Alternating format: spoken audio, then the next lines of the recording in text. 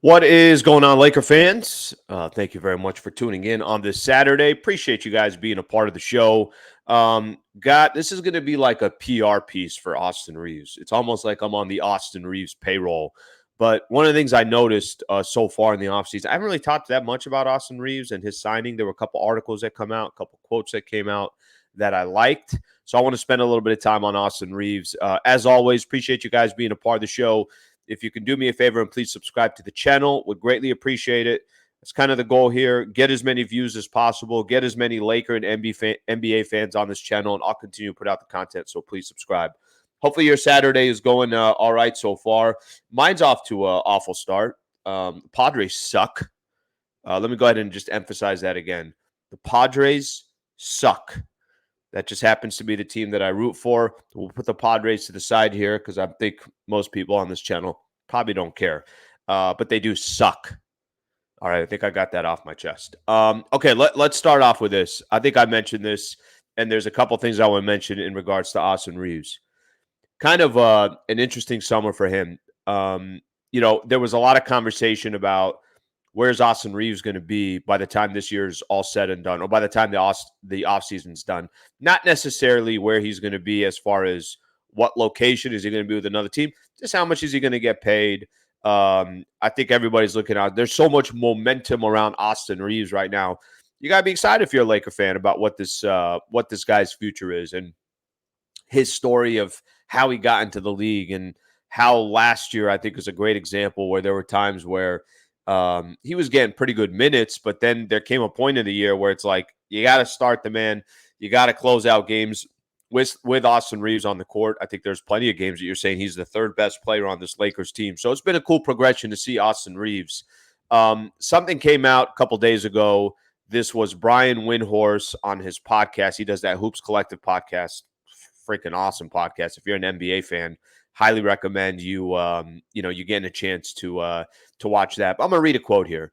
So this is basically the question that I'm asking here. I don't know how shocked you guys were, but I was absolutely shocked when Reeves signed a 4-year, $56 million deal for the Lakers. I'm like, wait a minute here, that doesn't make any sense. Why would he sign 4 years, 56? You're going to tell me no other team out there, even though there was a threat that the Lakers would match the offer, that's not going to call the Lakers bluff, even though I don't think the Lakers were bluffing. There's not one team out there that would take the chance and say, all right, well, let's try for 80. Maybe we get him for 80. Maybe we get him for $90 million. I think Austin Reaves is a good enough player at the right age that does enough of that is a winning type of player that you take a risk on trying to bring him on your team. Brian Windhorst said on the deal, and this is why the question's coming up, is this the best contract right now in the NBA as far as value goes? Listen, I know there's some contracts out there where guys are still on their rookie year, their rookie contract. I know there's guys out there that are vastly underpaid and maybe their payday's coming, but how much Austin Reaves was going to get versus what Austin Reaves ended up getting, I think is fascinating. Here's Brian Windhorst on ESPN. He says, by the way, I was talking to somebody in the front office, and they said, basically, man, we thought that guy was worth $100 million over 4 years. But as far as putting an offer sheet on the table, number one, they couldn't have gone that high anyways, but they also just felt it was a waste of time because the Lakers would match anything. So teams feeling like the Lakers would match anything ended up saving the Lakers $50-ish million. That part, I think, is what surprises me the most as well. Like I said, Austin Reaves is kind of considered one of the steals of the offseason, one of the best contracts in the NBA for what he brings to the table and what he does on a night-in, night-out basis, especially with so much of the conversation also shifting to the Lakers in regards to, or shifting to Austin Reaves of just what a great playoff run that he had, how effective that he was for the Lakers, how important that he was for the Lakers. So I think with all that being said, there definitely was some surprising, a little bit of shock value that I think you could say in regards to Austin Reaves. Now, regular season versus the playoffs, I thought there were plenty of times in the playoffs. In the postseason, I think he averaged, I want to say, 17 points a game, something along those lines. And as the postseason continued, he just became more and more of a key factor for the Lakers. So Is it the best valued contract in the NBA? At least Brian Windhorst and some of these other executives in the NBA think that it is. I think, I'll say this about Austin Reaves, but it's not really a concern of mine, but he's going to now have expectations. Expectations are going to come with anybody that signs a contract. But are you worried about the expectations for Reaves? Let me give you an example. Are you more concerned about the expectations for Reaves and if he'll deserve and he'll deliver, or are you more concerned about the contract that Rui has and if he'll deliver on a consistent basis? If I'm just taking both of those guys, if I'm just saying, hey, who do I feel better about when it comes to their contract and who I think can show up night in and night out? I don't think it's even a question that I'm looking at Austin Reaves and saying, yeah, I feel very comfortable what Reaves is going to deliver. Rui's going to have the challenge of, all right, I got to do this. First off, I'm going to make $17 million a year. 3 years, $51 million is what he got. Reaves got 4 years, 56. So right out the gate, it's an extra year. So he's making less money per year. And Rui just really kind of had a great playoff run, which is great. That's how you make your money. That's how you earn contracts in the NBA.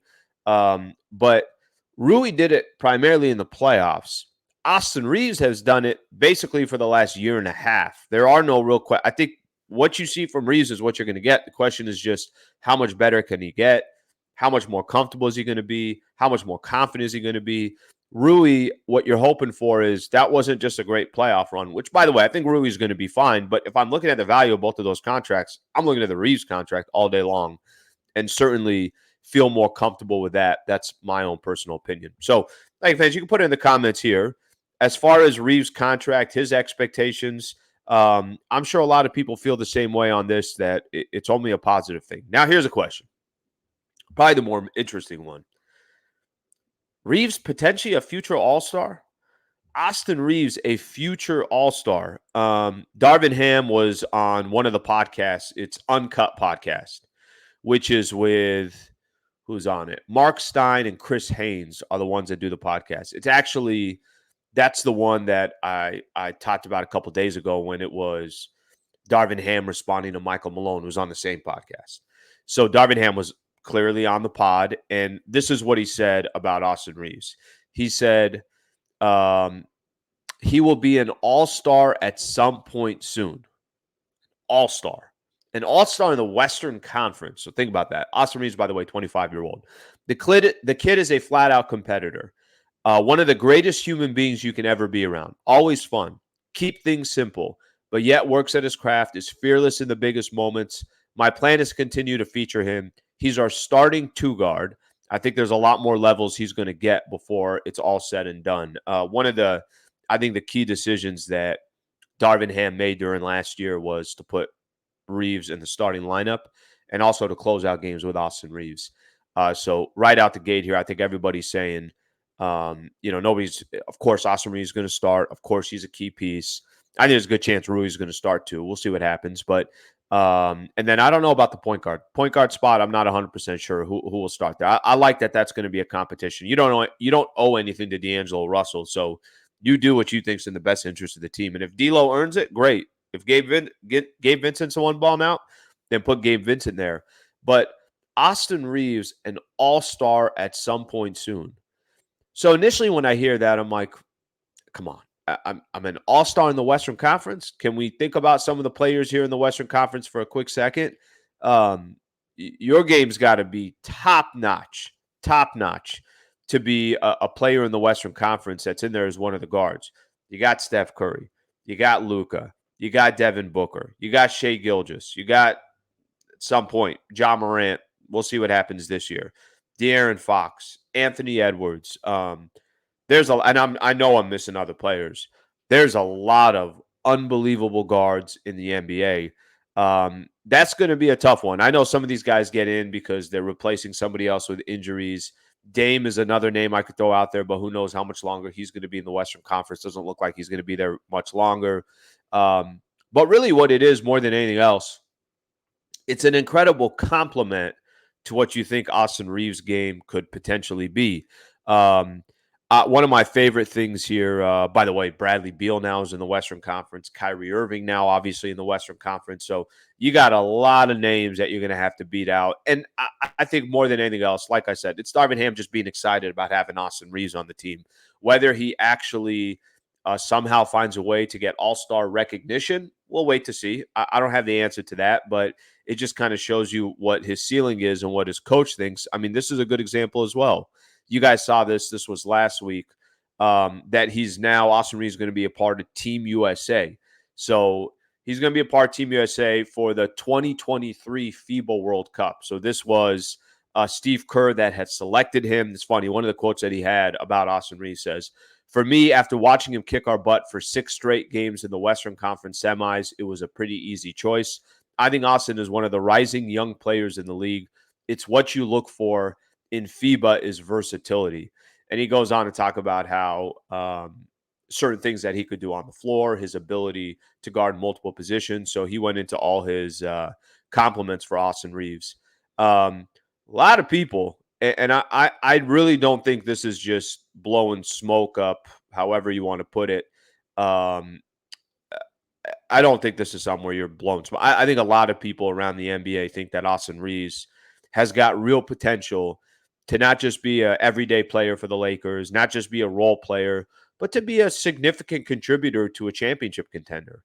And I don't have a perfect example for you, but they were using Reaves last year, where if you'd have told me a year earlier, what do you mean you're going to run the offense through the Reaves? What do you mean you're going to go screen and roll with Austin Reaves? What do you mean Austin Reaves is going to have the ball in critical points of the game, and he's going to be making the decisions of whether he shoots a shot or he hits Anthony Davis and LeBron's off ball? All those things were new to me, and I'm sure was new to a lot of Laker fans to kind of see his development and his importance on this roster and on this team. I warned you guys when I started this video that this was going to be a PR piece for us, Austin Reaves, but I'm not trying to make it a PR piece. I'm just trying to compliment somebody that's got a lot of eyes on him right now. This is the one of the best valued contracts in the NBA. To Darvin Ham saying this dude's going to be a future All-Star. To Steve Kerr saying, of course, he's going to be on our FIBA USA team. That's a pretty damn good offseason for Austin Reaves, and there's obviously a lot of compliments there. So I'll throw this. However you guys want to comment on this, feel free to. But maybe the best of the conversations out here is: do you really think in the near future Austin Reaves is going to actually be an all-star? Maybe it's the popularity of the Laker brand. Maybe there's other ways for him to get there because he's not playing for the Rockets or the Orlando Magic or maybe one of these other teams that are just not as popular. But there's a lot of competition in the Western Conference, number one. And I think number two, he'll have to earn it. And I don't think this guy's been handed everything that he's done so far. It's definitely been something that he's earned. So just want to get this video out. Tomorrow, I'm going to plan on probably recapping Summer League after the Lakers finish their game. They got a game tomorrow night. That will be their final game. So I'll recap Summer League, but want to make sure I put up a video up on this Saturday. Just a reminder, if you didn't hear me say it earlier, Padres freaking suck. And I just want to throw that back in there one more time. Please subscribe to the channel. Thank you for being a part of the show. Hopefully, you guys will have a nice week and have a nice Saturday, and we'll get with you guys again tomorrow. Thanks, Laker fans. Appreciate it, NBA fans.